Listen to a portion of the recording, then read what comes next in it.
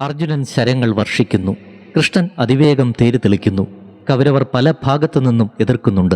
അതിവേഗതയിൽ കുതിക്കുന്ന തേരിനെ തടഞ്ഞു നിർത്തുവാൻ ആർക്കും സാധിക്കുന്നില്ല. അർജുനൻ ശ്രീകൃഷ്ണനോട് പറഞ്ഞു, ഭഗവാനെ, നമ്മുടെ കുതിരകൾക്ക് വല്ലാതെ ദാഹിക്കുന്നുണ്ട്. കുതിരകൾക്ക് വെള്ളം കൊടുക്കണം. ജയദ്രഥൻ ഇപ്പോഴും അകലെയാണ്. ഞാൻ ശത്രുക്കളെ തടഞ്ഞു നിർത്തിക്കൊള്ളാം. കൃഷ്ണൻ അതു സമ്മതിച്ചു. അർജുനൻ തേർത്തട്ടിൽ നിന്നും താഴെ ഇറങ്ങി. ശത്രുക്കൾ ഇതുതന്നെ അവസരമെന്ന് വിചാരിച്ച് ചുറ്റും കൂടി അർജുനന്റെ മേൽ ശരങ്ങൾ വർഷിക്കുന്നു.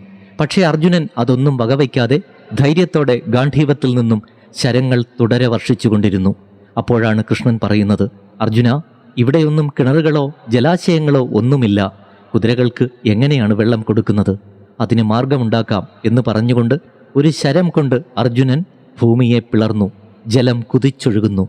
അതൊഴുകി ചെറിയൊരു ജലാശയമായി മാറി. സൈന്യമധ്യത്തിൽ സൃഷ്ടിച്ച ജലാശയം കണ്ട് എല്ലാവരും അത്ഭുതപ്പെട്ടു നിന്നുപോയി.